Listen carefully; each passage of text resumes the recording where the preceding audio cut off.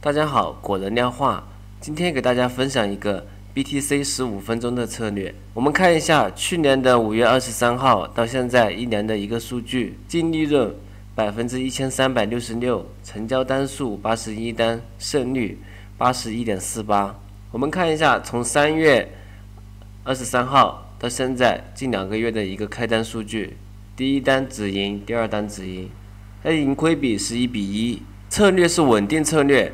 周末不开单，这里可以看到策略稳健，收益稳定。